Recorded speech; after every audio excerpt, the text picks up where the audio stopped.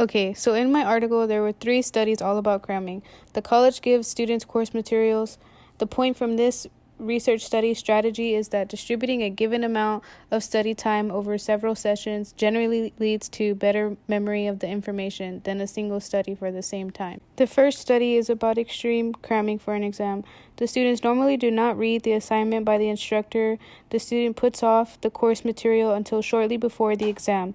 Within doing that, cramming often leads to the student reviewing the material the day of exam or perhaps even pulling an all-nighter right before the exam. Also shown is the second study. The second study is keeping current, and you partially review for the exam on a fairly regular basis. The student anticipates the exam coming up and begins to review study material that they think is going to be covered on the exam. And finally, shown in the graph is the third and final study. It shows how cramming and rarely keeping up with the course material the students usually keep up with, the instructor expects them to, they still end up cramming and however read the study in one day or right before the exam. Okay, so for my slide, I researched about cramming, and an article came up called Experiment Shows How Cramming Right Before a Big Test Results in Bad Results. So basically, the impact of a national web-based thoracic surgery curriculum login frequency on thoracic surgery in training exam performance.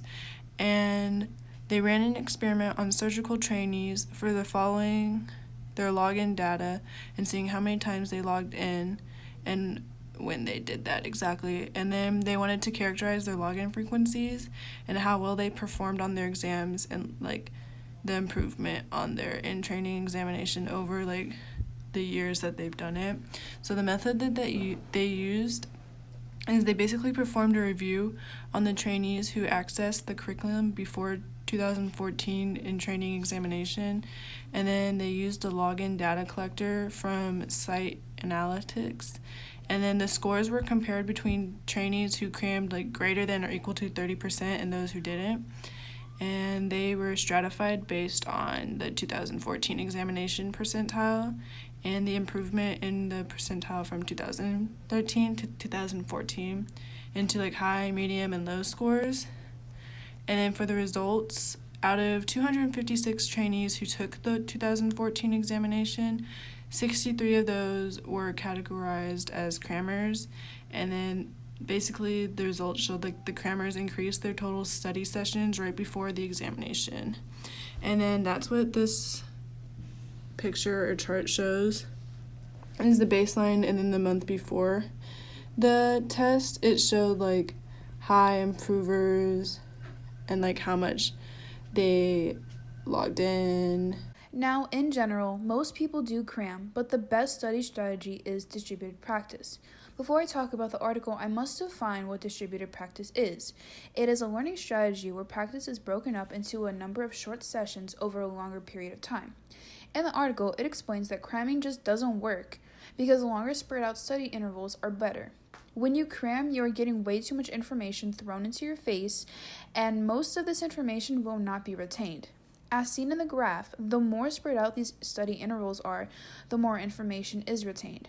The reason that these spread out study times work is because when the information is repeated over and over again in such a spread out time, students start to get a sense of familiarity with what is being studied. With this familiarity, it makes students retrieve the knowledge that they already learned in previous sessions and retain it because of the repetition. This leads to information being retained much more easier and more efficiently.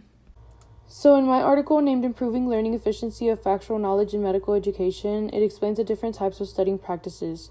There was an experiment that was conducted by 2 people named Karpik and Rodigger, which showed how students produced better knowledge retention when testing at a certain rate. And the chart you see here, it shows the results of university students learning Swahili for the first time. The initial test scores are lower than the second test scores shown, and the results of memorization during studying are higher the first time than in the second time. The reason why this occurs is because the amount of studying done the first time allows the students to memorize more, but when the first test is given right after, there is a boost of retention of information that allows the students to be more successful on the second test.